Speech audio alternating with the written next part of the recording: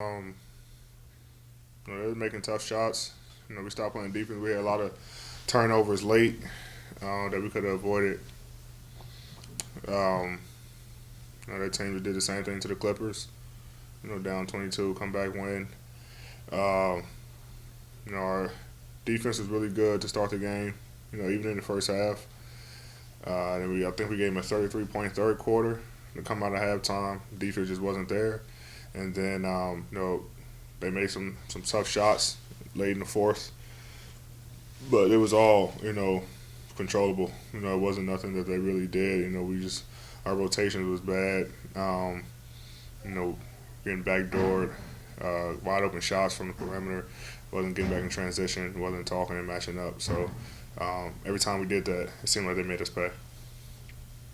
And down the stretch, what would you have liked to have seen on the offensive end of the floor in terms of maybe settling less for jump shots and attacking more? And how did that play out as the quarter went on? It seemed like it built on itself.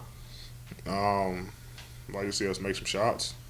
We passed on a couple shots. Kenny hit a three on the wing, I think in the corner that he passed on. Uh, I had a shot at the top of the key, mid range that I missed. Um, but I feel like we played into the clock a lot. We didn't run a lot. We didn't get a chance to run in that fourth quarter because we wasn't getting stops. Um, and we missed free throws down the stretch. So, um, like I said, that's a team who got enough power to score and to win basketball games, but we had to do a better job on both ends. Ben, AD, there are nights where teams lose and the other team plays better and you just kind of move on. How does this team handle a loss where you walk off the court and you feel like this one's on us? How does this team kind of process those kinds of losses? We know we're a good team. We know teams are going to come out and play their best against us. Um, but the way we lost, we don't like. Obviously, we got to look back at the film and see what we can be better. Um, but we've always bounced back. We don't like losing two in a row, and so our next game, we put a lot of pressure on ourselves to win that game.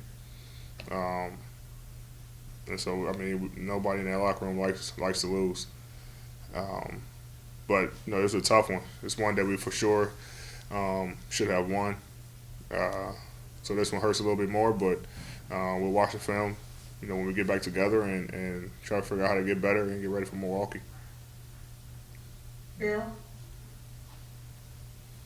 AD, you just listed all the self-inflicted wounds along the way in the second half. How much of that do you chalk up to taking your foot off the gas in this because you did have that early lead, and then what kind of lesson do you take from that going into the rest of the year? I don't think we took our foot off the gas. I think we just, I think we were just kind of settling for a lot of jumpers on the offensive end. I mean, they were there, but we still could have got to the paint. Anytime we got to the paint in the first half, we had some good looks. We were, one shot basketball a lot in the second half. And on the defensive end, um, I think they started, making shots. Steph started making shots, getting layups. We fouled a lot. They got to the free throw line, made shots, got to the paint. Um, Wiggins got open three times, I think in a row. So it's just things that we could do better. Um, and like I say, anytime we did anything wrong on the defensive end, it seemed like they made us pay. last two. Dave, The defensive sequence with you guarding Steph out at the top of the key. Um, did you think he was going to pull a step back in that situation? And you just walk me through that possession. Um, no, I mean he made a great move, hit a great shot. Uh, there's nothing, more to it. And they came off the screen, took one dribble, did a little step back. I backed up and then tried to contest and uh, made a tough shot. Jim, Alexander, Yeah, losing a game like this, and now you're going on an extended road trip. But this year, what's different about playing on the road? Is it different from anything you've ever experienced before, just because of the number one, the conditions, and then number two, the protocols? What is that like?